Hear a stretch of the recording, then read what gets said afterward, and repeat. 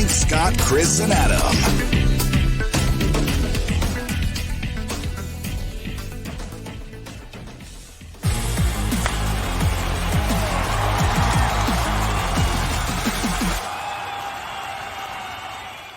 Over the last 2 days, the Yankees have added 2 big lefty bats. It's about time.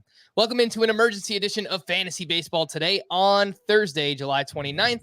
Frank Stanfield joined by Scott White here to talk Anthony Rizzo and some bullpens. There's a lot of stuff going on right now. I actually just got an update on my phone that the Angels are a mystery team trying to acquire Max Scherzer. So we'll see what happens there as well.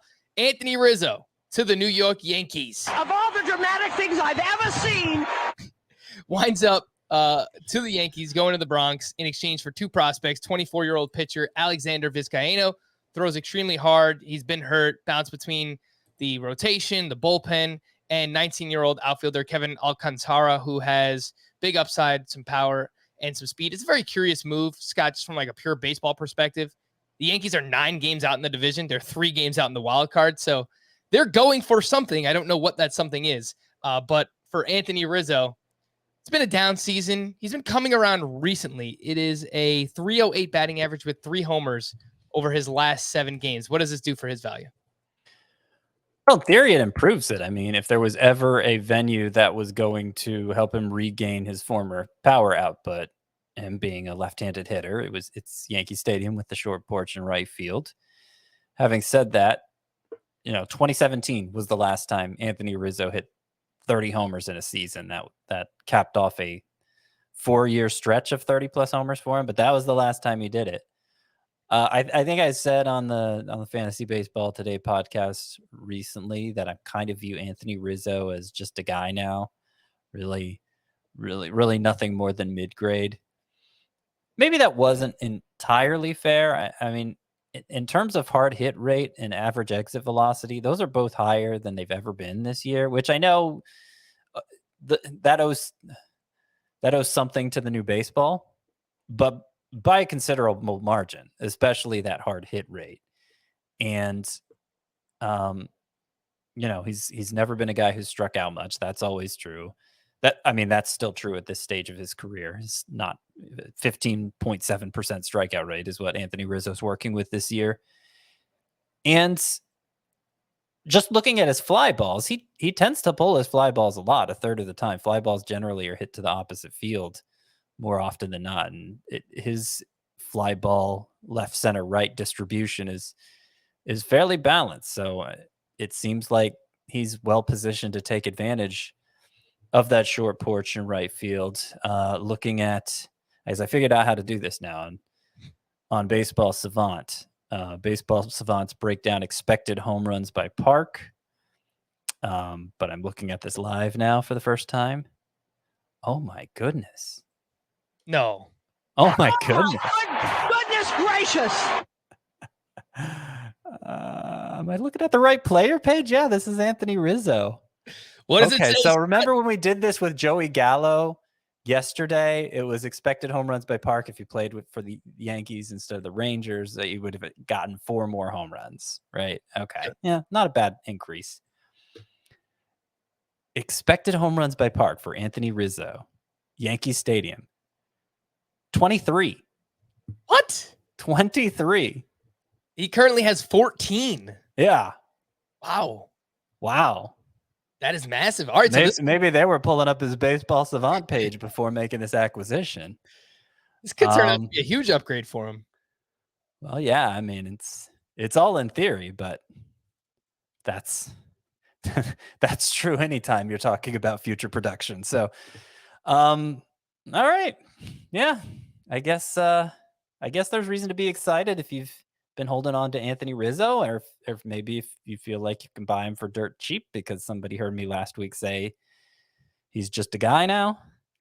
It might be something to look into. No promises or anything, but it looks like this venue change could be a significant one for him. Yeah, and I mentioned he's been better recently. Rizzo was battling a back injury earlier in the season, off and on, past couple of years, really. And it seems like he's getting healthier as the season's going along, or at least that's my takeaway from it. The fact that he's been performing better as of late. Really good plate discipline still.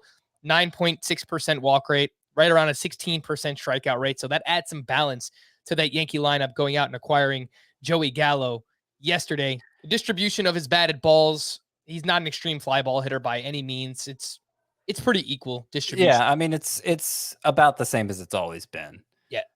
Part of my pessimism about Anthony Rizzo recently is that it's how bad he was last year too. Yeah. That small sample, he hit 222 with a 755 OPS, but he had a really high infield fly ball rate last year, which of course are just automatic outs, and that's normalized this year. That's a little less than half of what it was last year. So that problem hasn't been a long-standing one, and so maybe we shouldn't be putting much stock on the 2020 season at all, even though it seems like he's underperforming this year. I don't know. Suddenly, I'm standing up for Anthony Rizzo here, and I guess the Yankees are too. You mentioned, by the way, you don't know what the Yankees are doing because they're 9 games out of first place. They are 9 games out of first place, 3 games out of the wild card, like you said. They're ahead of the Blue Jays in the standings, and nobody's acting like the Blue Jays are out of it. So I don't know. I don't know why there's this feeling that the Yankees should just pack it in. I mean, with the Gallo trade, of course, they'll have him for next year. That's not true with this Rizzo trade. They won't have him for next year. But I don't know. I think the prospects they gave up are so high variant. Like I like the prospect haul the Rangers got back for Gallo much more than I like what the Cubs got back for Rizzo, understandably, because Rizzo's controlled for only 2 more months. Yep. But Kevin Alcantara, he's a teenager who has. There are reports that contact will be an issue for him as he makes his way up the ladder, but he's so young. Like there's just no telling what he turns into, and usually that's going to be a miss. And usually that's not going to turn into something significant. And yeah, I really, as we talked about yesterday, I really like Ezekiel Duran and especially Glenn Otto, who the Rangers got in that Joey Gallo deal. The latest projected lineup that I've seen for the Yankees: DJ LeMahieu, Aaron Judge, Anthony Rizzo batting third, Giancarlo Stanton, Joey Gallo. It sounds weird that Gallo would be batting fifth, but I think they want someone with better contact in the middle there. So that makes some sense. Gary Sanchez, Gleyber Torres, Gio Urshela, Brett Gardner. So that lineup, a lot more balance, obviously very stacked. Let's talk about a few bullpens. 4 in particular there. There were some reliever trades that went down earlier in the day. Brad Hand was traded to the Toronto Blue Jays, and we've talked about him recently. Swinging strike rate, way down. Chase rate, way down. Let's start with the Blue Jays first, Scott. Who do you think will close, or is this just a closer by committee situation? Yeah, it started out as a closer by committee, and remember they seemed really reluctant to move Romano into that role. First, they were going with Julian Merriweather, and then with Rafael Dolis. So now that they've given in on Romano and he's been kind of in that role for a while now, I think if it's going to go to just one of those guys, Romano or Hand, it would be Romano, because Hand struggled recently and because some of his underlying numbers don't look great, and because he's left-handed, which is, those guys are typically better employed situationally. It's why left-handers have a higher hurdle to clear for becoming closers. So if it is any one guy, I would guess it would be a Romano, but it wouldn't surprise me at all if they played matchups and it turned into a Jake Diekman, Lou Trevino situation. For the Washington Nationals, obviously Brad Hand is shipped out. Daniel Hudson, who I suspected would be the next man in line here for the job, he went to the COVID IL. We know that the Nationals are dealing with a COVID breakout right now, and thrown right into the fire. First opportunity, game 1 of their doubleheader. Kyle Finnegan comes in, clean inning, 2 strikeouts, picks up his first save of the season. So, Scott, do you think it's Finnegan? If Daniel Hudson returns, does he work his way in? What do you think happens with Washington? I mean, Daniel Hudson is only controlled through this year, so it would make sense for Washington to move him either way. If for some reason they don't, the fact he's on the COVID IL now, I don't think Kyle Finnegan's really going to get a chance to claim that job all to himself. He's 29 years old. He has a whip near 1.5. Daniel Hudson has been their setup man. He's been their best reliever this year. He would be the guy whenever he's back. And we don't know how long this is going to be, obviously. It may be, it hasn't been confirmed that he has tested positive, right? It may just be a contact tracing situation or whatever. Yeah, I just saw he was placed on the COVID IL. Yeah, I assume he won't be gone for that long, whether it measures in weeks or days, I don't know. But yeah, more than anything, I just assume he's going to be traded. So would I be making an investment in Kyle Finnegan now in a deep league where anybody within a remote chance of saves has value? I don't know. Like I can't really see Kyle Finnegan just being the guy. I suspect he'll be one among many if Daniel Hudson isn't around. Kyle Finnegan is 3% rostered on CBS. He came in first opportunity, performed very well. So if they give him another opportunity and he converts that, then maybe they just stick with him for now. But we'll see what happens in Washington. The other trade that went down, you were Mariners fans. You guys were freaking out. They trade away Kendall Graveman. Well, there's a reason why. Because they just acquired Diego Castillo from the Tampa Bay Rays for reliever JT Chargois and third base prospect Austin Shenton. He is 23 years old, batting 300 with 12 homers between high A and double A. All right, Scott. So who's the closer in Seattle? Diego Castillo, Paul Stewald? Well, let me just first say, if I'm a Mariners fan, I don't think this is justification for trading Graveman. I think Graveman is better than Castillo. I think you could argue Chargois is as good as Castillo. So, no, this I hope if I'm a Mariners fan that Jerry DiPoto has some other reason that he said this trade will make sense soon enough. Who closes for the Mariners, you asked? I mean, Paul Sewald is still their best reliever. Obviously, he doesn't have the history of closing that Castillo does. So I feel like Scott Surface has been not somebody who's been so beholden to roles. Even when Rafael Montero was the closer, Graveman was sneaking in and grabbing some saves. Even when Graveman was the closer, Sewald was sneaking in and grabbing some saves, as well as Drew Steckenrider. Seems like there has been a clear leading bullpen guy, but he hasn't always been held back till the ninth, usually, but not always. So I suspect Castillo and Sewald will both get saves. One will get more than the other.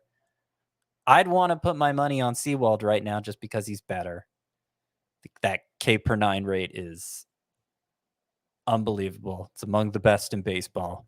So that's where I'd want to put my money now, but it could be Castillo. You'll see, Scott, when Abraham Toro turns into a stud, that will be the reason why Kendall Graveman was traded to the Houston Astros.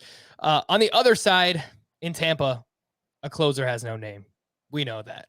But if we're trying to figure this out, trying to handicap this situation, Nick Anderson is on the mend. He's upgraded his rehab to AAA recently. They still have Andrew Kittredge. They received JT Chargois.